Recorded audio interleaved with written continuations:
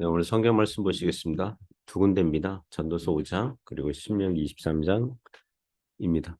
먼저 전도서 5장 4절 5절입니다. 네가 하나님께 서운하였거든 갚기를 더디게 하지 말라. 하나님은 우매한 자들을 기뻐하지 아니하시나니 서운한 것을 갚으라. 서운하고 갚지 아니하는 것보다 서운하지 아니하는 것이 더 나으니. 신명기 23장 21절부터 23절입니다. 네 하나님 여호와께 서원하거든 갚기를 더디하지 말라. 네 하나님 여호와께서 반드시 그것을 내게 요구하시리니 더디면 그것이 내게 죄가 될 것이라. 네가 서원하지 아니하였으면 무죄하리라. 그러나 네 입으로 말한 것은 그대로 실행하도록 유의하라. 무릇 자원한 예물은 내 하나님 여호와께 네가 서원하여 입으로 언약한 대로 행할지니라. 아멘. 이 금요일에는 웨스트민스터 신앙고백서 보고 있습니다. 오늘 웨스트민스터 신앙고백서 5장과 6장 보려고 합니다. 오늘 서원에 대하여, 서원에 대하여 그런 주제로 하나님 말씀 증거하겠습니다. 먼저 5장은요, 웨스트민스터 신앙고백서 22장, 5장은 5장 6, 22장 5항, 6항의 그 진술을 읽어드리겠습니다. 22장 5항은 서원은 성격상 약속의 성격을 가진 맹세다. 그래서 동일하게 세심하게 주의하고 동일하게 성실히 행해져야 한다. 6항은요. 서원은 하나님만을 제외하고는 어떤 피조물에 대해서도 행해져서는 안 된다. 그리고 그것이 받아들여지려면 자발적으로 믿음과 양심적인 의무감에서 받은 은혜에 감사하는 방식으로 혹은 우리가 원하는 것을 얻기 위해서 행해져야 한다.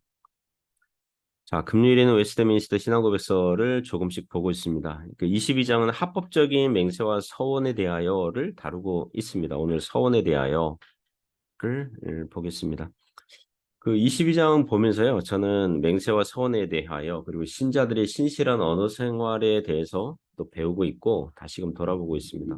몇 가지 교훈으로 보고자 합니다. 첫 번째 교훈은요, 맹세와 서원이 비슷하잖아요. 맹세와 서원이 비슷한데 그래도 그 차이점, 맹세와 서원의 차이점을 알아야 한다는 것입니다. 5항에서 이렇게 진술합니다. 서원은 성격상 약속의 성격을 가진 맹세다. 그래서 동일하게 세심하게 주의하고 동일하게 성실히 행해져야 한다. 그 진술 내용 보니까 서원은 약속의 성격을 가진 맹세다. 약속의 성격을 가진 맹세다. 약속이라는 말도 나오고 맹세라는 말도 나오고 그 전도서 5장 4절 우리가 읽은 4절 5절 보시면 네가 하나님께 서원하였거든 갚기를 더디하게 하지 말라. 하나님은 우매한 자들을 기뻐하지 아니하시나니 서운한 것을 갚으라. 서운하고 갚지 아니하는 것보다 서운하지 아니하는 것이 더 나으니.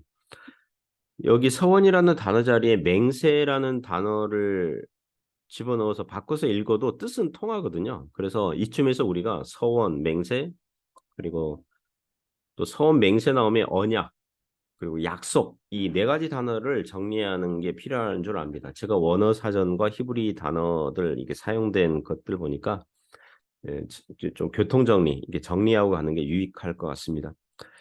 먼저 약속은 먼저 이제 가장 넓고 포괄적인 말이죠. 그렇죠? 내가 당신에게 약속합니다. 이게 일반적이고 포괄적인 말이죠.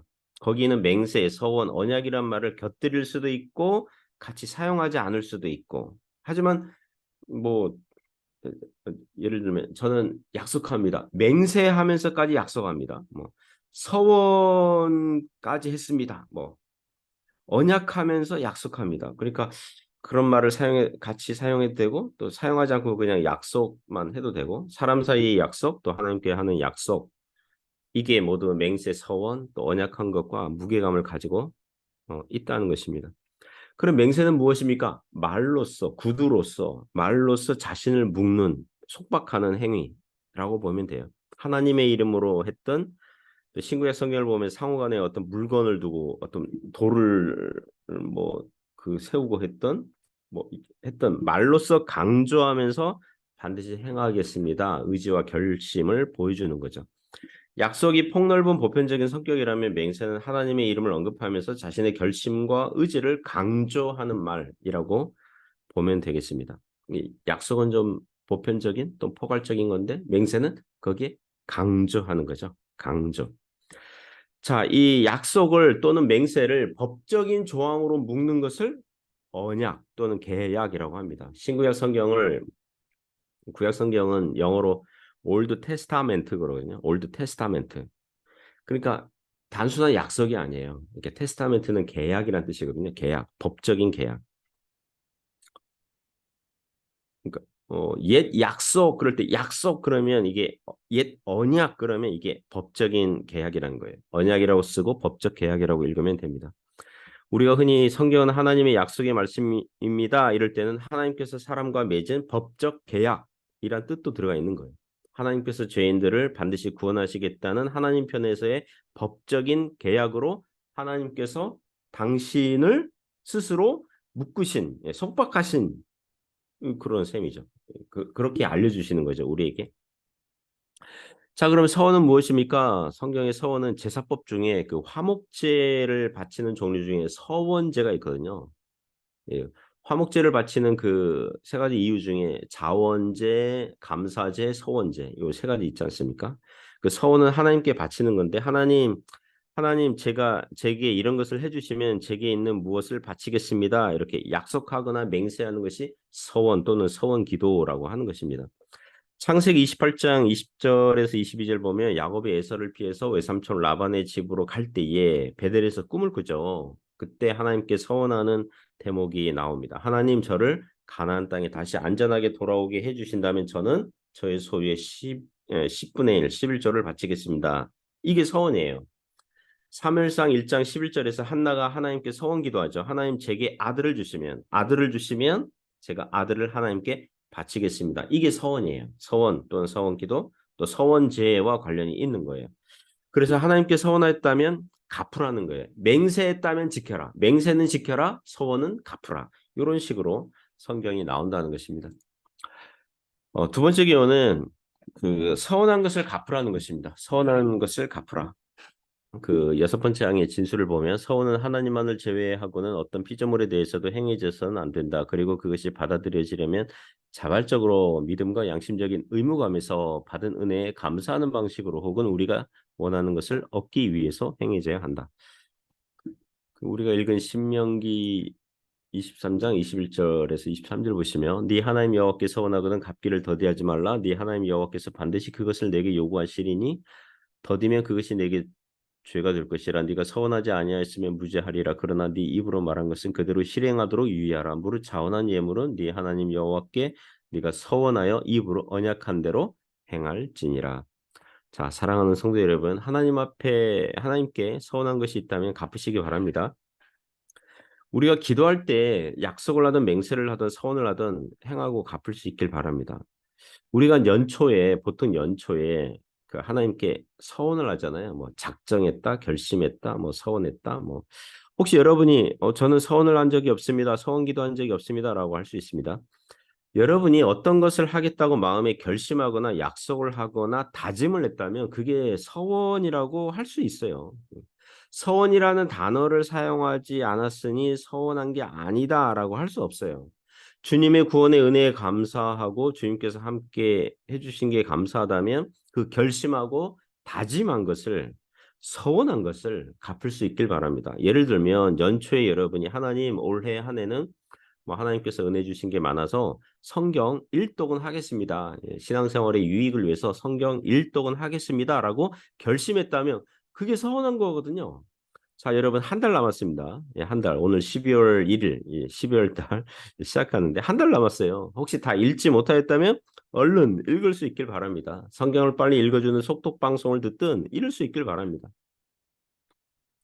또 여러분 중에 목사님 저는 성경 일독을 결심한 적이 없습니다. 뭐 그런 사람은 뭐 무지하겠지만 어쨌든 하나님 말씀을 읽을 수 있길 바랍니다. 11조를 약속했다면 그 약속을 갚을 수 있길 바라고요. 주일 성수를 결심했다면 성실하게 주일 성수를 하겠습니다. 이렇게 결심했다면 성실하게 지킬 수 있길 바랍니다. 부부싸움을 작년보다 덜 하겠다고 했다면 부부가 서로 의식하고 인식할 정도로 그 부부싸움의 횟수가 줄어들어야 되겠죠. 마치 그런 것입니다. 예전에 고구마 전도왕이라는 책을 써가지고 한국교회 전도 세미나 인기 강사였던 김기동 집사님, 지금은 목사님 되셨더라고요. 그분 간증에 이런 내용이 나옵니다. 그분이 인테리어 사업, 짱슈, 인테리어 사업 했는데 중요한 어떤 사업권이 있었나 봐요. 그래서 그 계약권, 그 계약 그걸 따기 전에 하나님께 기도한 거죠. 하나님 이번에 이번 일이 잘 되면 그 수익의 10분의 1을 하나님께 바치겠습니다. 이게 마치 서원 기도한 거거든요. 서원한 거거든요. 정말 기도한 대로 됐어요. 그래서 10분의 1에 해당하는 제 기억으로는 300만 원인가 이제 감사원금 준비해서 교회당에 가는데 예배 드리기 전에 좀 뭐라 그럴까요? 이게 초신자가 이렇게 많이 헌금 많이 하면 너무 좀 교회가 부담 갖지 않을까? 뭐 이상한 핑계 대면서 교회 화장실 가가지고 헌금 봉투에서 이제 뭐 아닙니다. 제 300만 원에서 270만 원은 이제 빼고 30만 원만 했다. 뭐 그런 그렇게 기억하는데요. 주중에 그 자기 아내가 운전면허 따고 남편 차로 도로 운전 연습하는데 아파트 입구 간판 막 박았나 봐요. 그래서 수리센터 가가지고 견적 뽑아 보니까 수리센터 또 간판집 또 뭐 몇 군데 갔을 거 아니에요. 그래서 수리센터 뭐 이렇게 가가지고 견적 뽑아 보니까 영수증을 이것저것 저것 다 합쳐 보니까 모두 얼마가 나왔을까요? 270만 원 나왔대요. 자기가 헌금하려고 애초에 헌금하려고 하는 액수에 그 액수만큼 나왔다는 거예요. 그래서 그 목사님이 초신자 시절에 소름이 돋았다. 머리 뒤끝이 서는 느낌이었다. 뭐 이런 걸 들은 적이 있습니다. 자, 무엇입니까? 하나님과의 서원, 약속. 이게 얼마나 중요한지를 하나님께서 레슨, 적절하게 가르쳐 주신 거죠. 이런 예화를 하면 신자들 중에서 뭐 과도하게 하나님을 두려워하거나 무슨 하나님은 무슨 빚쟁이와 같고 무슨 일수 받는 사람처럼 오해를 하는데 그렇지 않습니다. 하나님께서 신자들을 사랑하시니까 신자답게 살도록 자녀답게 살도록 훈련하시고 가르쳐 주시는 거죠. 지금은 그런 경우가 별로 없는데 예전에는 그 신앙이 좋은 부모가 아들을 출산할 때에 한나의 기도를 생각하면서 아들을 주의 종으로 바치겠습니다. 목사로 바치겠습니다. 이렇게 서원 기도하는 경우가 있었거든요. 그래서 그 아들이 자랄 때에 그 부모가 종종 얘야 너 태어날 때 이미 하나님께 목사로 바쳤단다. 네가 목사가 되는 게 너의 운명이다. 너의 데스티니다. 뭐 그래서 부모가 서원 기도한 대로 살기를 바란다. 뭐 이런 말을 듣고 자랐단 말이에요. 만약 그 부모의 바람대로 그 아들이 따르면 아름다운 마무리가 되겠지만 그 아들이 은사와 재능 이런 게 목회 쪽으로는 별로 관심이 없고 직장을 다니거나 사업을 하는 게 그 자녀의 적성에 맞을 때가 있잖아요. 그러면 갈등이 생기겠죠. 고민이 생기겠죠. 그 아들의 인생 살다가 고난 만나고 어려움 만난 다음에 혹시 내가 부모님의 서원 기도한 대로 목사가 되지 않아서 하나님께서 나에게 이렇게 해코지를 하는 건 아닐까라는 과도한 죄책감, 쓸데없는 죄책감 생기거든요. 그렇게 되면 하나님을 뭐 사랑의 하나님 아버지가 아니라 얼른 빚 갚으라는 뭐 채권자처럼 보이고 또 현재의 신앙생활의 기쁨이 충만하지 않을 수 있다는 것입니다. 뭔가 계속해서 불순종하는 것 같은 그런 느낌적인 느낌 들을 수 있거든요. 자, 그러면 어떻게 해야 됩니까? 하나님께 좋은 뜻에서 협상하시기 바랍니다. 하나님, 부모님이 제가 목사가 되게 해달라고 서원 기도하셨는데 아무리 생각해도 내 은사와 재능은 그쪽이 아닌 것 같아요. 여러분, 은사와 재능 누가 주시는 거예요? 하나님께서 주시는 거거든요. 또 신자 안에서 선한 일을 행하시는 분이 하나님이시고요. 또 소명, 또 부르심, 요거 또 하나님께서 하시는 거잖아요. 그러니까 본인이 소명 받아야 되거든요.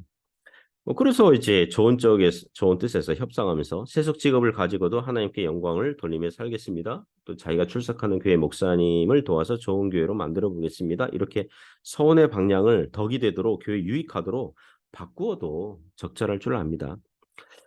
예전에 어느 교인이 아들을 낳았습니다. 첫 돌 될 쯤에 그 가정에 신방 가는데 그 자매님이 그러더라고요. 목사님, 제 아들이 목사가 되었으면 좋겠어요. 예, 주의종으로 그렇게 키우고 싶어요. 뭐 그렇게 얘기하더라고요. 자, 10여 년이 지났습니다. 그 자매님은 도중에 기독교 신앙 버렸고 그 아들도 교회 나오지 않아요. 주일학교 보내지 않아요.